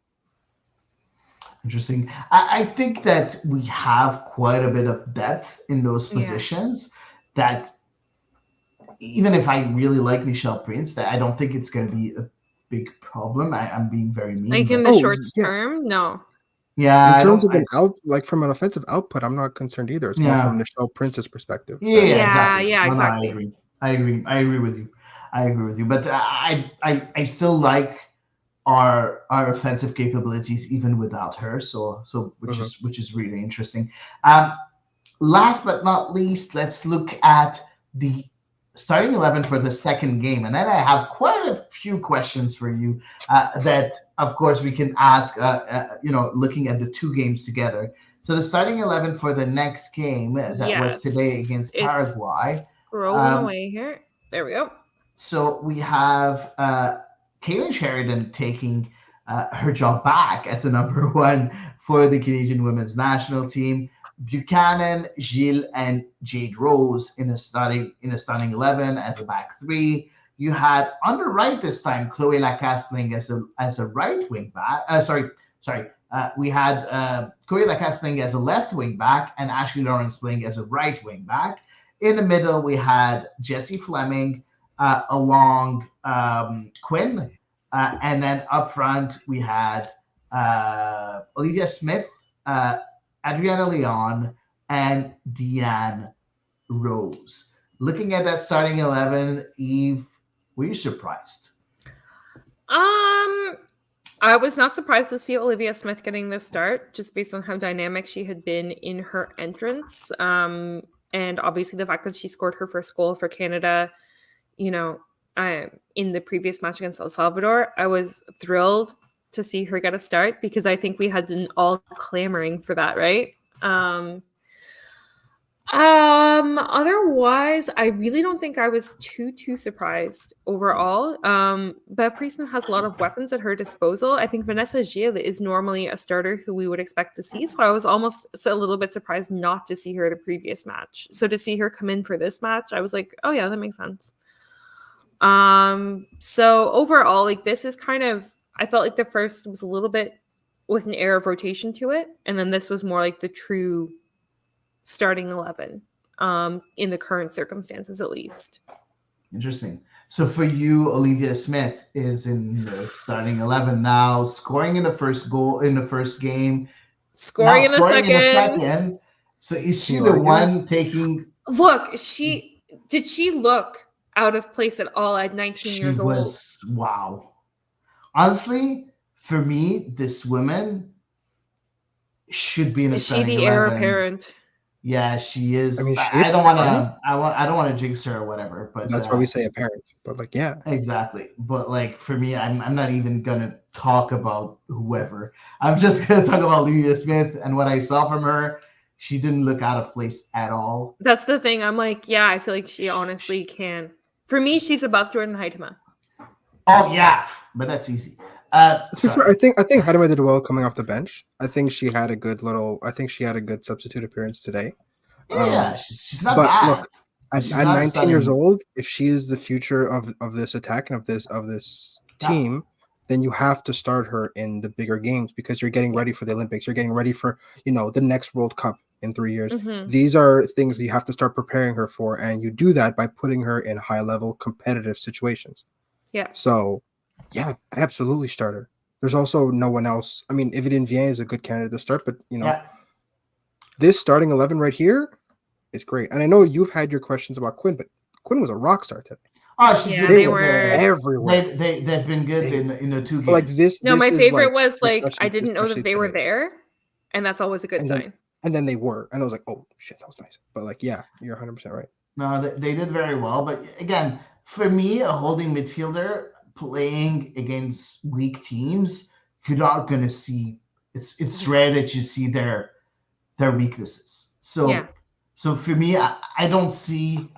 For me, these games, the only people that I really rate are the offensive players, because either you can create chances or score goals or get assists, or you can't. And if you can't against weaker oppositions, we have a problem. Yeah. And looking at each one of the players, the one that impressed me the most is Olivia Smith, and of course Adriana Leon for sure, with 5 goals in 2 games. I didn't think that Adriana Leon had it in her to score that much. To be honest, I didn't really. But, I wasn't on the Leon bandwagon. 2022, 2023, she had so few minutes in her boots until she moved to Aston Villa, where she's finally playing regular football again. I think generally speaking, she's never been in terrible form for Canada. No. But I think she's in really nice form with her club. She scored several important goals for them this season. And I think it's translating, and it's giving her increased confidence with this team. And she's taking risks. She's taking, things first time. She's scoring goals like from a lot of different situations. And I'm not sure. Like today, there was like 3 goals and 3 different kinds of goals. Right? Exactly. And then she stepped up and took a penalty last match. And I mean, Jessie Fleming had a penalty today, and unfortunately she missed it. So for me, that's a player who's in full form, full confidence. Yeah. And I'm not sure that we would have had the same production from her if she were still like struggling for minutes. No, I completely agree. But, independently to the minutes that she's playing, I didn't think that she had that finishing ability. Oh, regardless. And she impressed me. Those 2 games, I was impressed because by how lethal she was. but also Olivia Smith, again, being so young and being able to score so many goals, like 2 goals in very few minutes. She impressed me, and the fact that she's able to dribble so many players, for me, that's really exciting, because we don't have that kind of player except for Chloe Lacasse in that team. So having 2 players like Lacasse and Olivia Smith with those dribbling abilities, I think that excites me going into very tough games against very tough opponents. I think that's going to be very interesting too. So I like that. Moving on, next few questions. I had the opportunity again to ask to Beth Friesman how important it was for her to have almost everybody get some minutes in those 2 first games, except for Bianca Saint-Georges and Lisiane Proulx. And she said 2 things. First of all, she said, it's important for me to see them preparing for Paris 2024, so for the Olympics, knowing that I'm going to have to reduce the squad for 18 players. That's the first part of the question. And the second part of the question, her answer was, and, Bianca Saint-Georges had a few worries. She came a bit injured, so that's why they were, a bit, preserving her. She's kind of carrying something. Exactly. She said a nibble, so she has something. So a knock, maybe. Yeah, she said a nibble. I'm not even joking. That's exactly the word that she used. Maybe she got bit. I don't know if it's better or worse on this table. Maybe she got bit. I don't know. That's what she said. I mean, there's probably supplies out very in Houston. So that's the first thing. And the second thing, she said also that they're looking into giving her, so Bianca Saint-Georges, and Lisiane Proulx some minutes in this tournament. Oh, Lisiane Proulx would be a big shift. Yeah. Interesting. I'm very, very interested to see. Look, I mean, with the US playing Mexico next, all Canada has to do is just, win. And I think that they'll... Exactly, because they're first right now on goal differential. The US has 9 and Mexico has 8, but they're playing one another, right?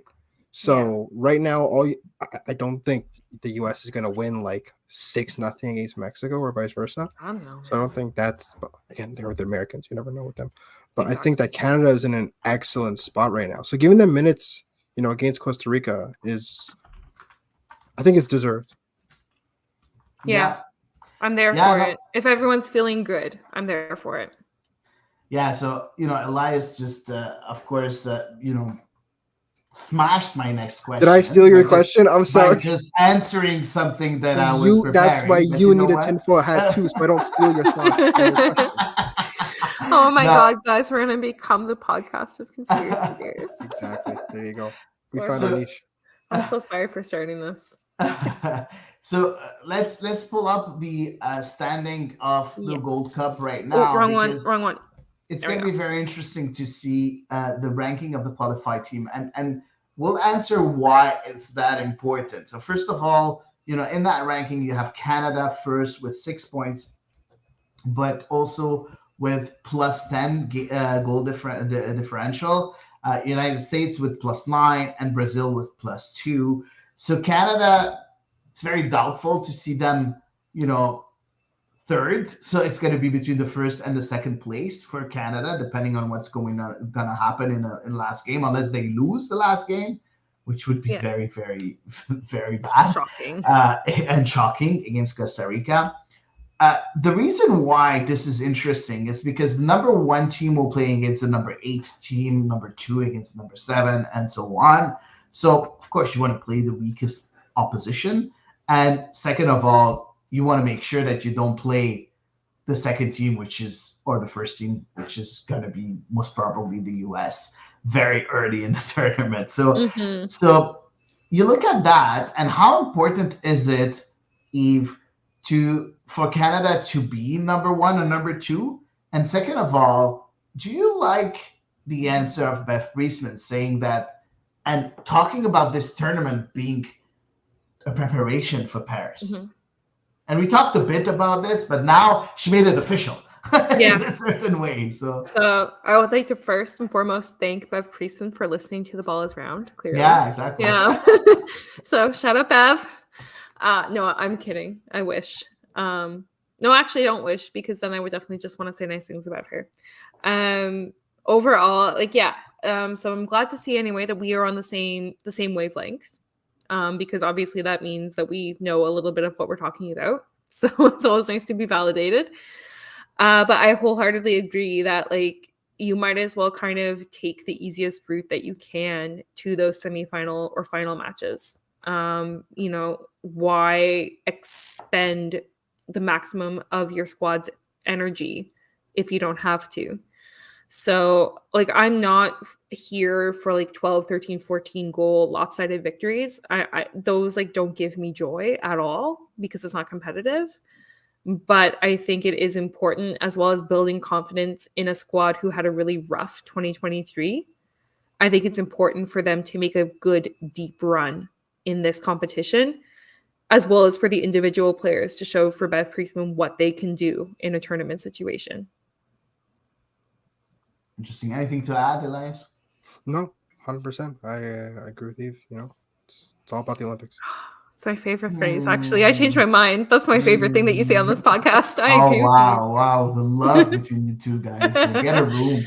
No, but you know, do you want me to leave? I can leave the pod. I don't mind. Just start saying how much you agree with me more. It's all good.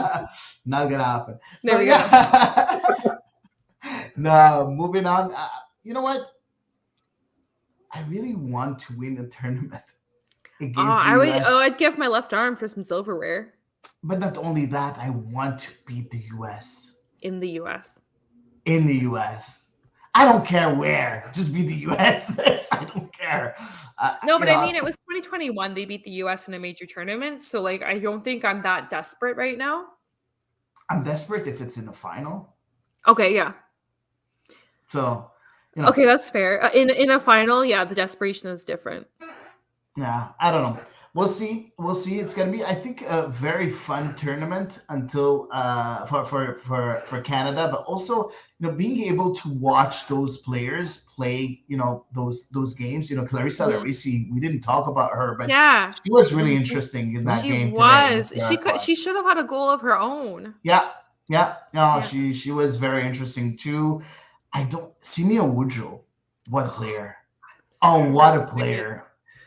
I'm like, who's going to retire next? I feel really bad because I know nobody's near retirement. No, honestly, at some point she's going to become undeniable, and she's going to. I think so. She's going to shoehorn it. If it's not for the Olympics, it's going to be for the next World Cup for sure. Yeah, I think it's going to be in that group. And we didn't see much of Julia Grosso. You know, we only saw her in the first game. We didn't see much in the second game. She only came as a substitute in the first game. Yeah, we might see her start. We didn't see her. We might see her start the next game. You know, exactly. So that's going to be also very interesting. I don't know. I think we have. I don't know if it's us looking at the national team through our own glasses and looking at them being too great. I don't know. Like, I'm if they are that good. Do you think they are that good? If Eve is giving people flowers, they're earned, you know? Yeah, I'm reflecting now, though. I'm almost like regretting my words. Eve has a soft spot for the women's national team. So I do 100%. I 100% do. No, but I think I am able to say when somebody has a really crappy game. Like, I don't rarely think for the women's national team. Very rarely. No, you're much harsher for CF Montreal. Before they deserve it. Excuse me. Exactly. Do we need to go back and like play some of our summer 2023 episodes? Oh, because that's the World Cup. The World Cup, we're all very, very, very mean with them. So right, but I mean, as I've said 9 quintillion times on this podcast, the Canadian women's national team has benefited because they did kind of the bare minimum investment, and other countries just didn't really play along until recently. So there hasn't been as much opportunity to properly critique the women's national team because by virtue of their very lackadaisical investment and, you know, development strategy, they managed to become one of the powerhouses in national team in national soccer. And now, of course, the tides are changing, and we've had some different, perhaps tougher conversations recently. But that being said, I think we're still benefiting from kind of the early groundwork that was laid for this national team. But as we've said time and time again, other nations are catching up and surpassing Canada. Yeah, completely agree. So let's wait and see what Canada is going to be able to do in that tournament, in the She Believes Cup, and right after, of course, in the Olympics, which is going to be a very, very important competition for Canada, because they'll be defending their own title, which is going to be very, very interesting. I still love hearing that. Yeah, same. Whenever I see, you're with the Olympic champions, I'm like, yeah, we are. So I get very excited. Exactly. So, guys, I think that will wrap up our show today. No social media because we went a bit too long. But of course, we'll have social media next week, hopefully. Eve, thanks a lot for being here with us. Always welcome. Always happy to be here. And Elias, also, thank you very much for being here. I love it when we're all three of us together. So much fun. I agree. And as you can see in the ticker at the bottom, our podcast is always going to be free. But of course, if you want to help us, grow our product and help us improve it, feel free to join our Patreon page and helping us do so. So that's it for today, everyone. See you next week for the episode 169 of the Knowledge Round.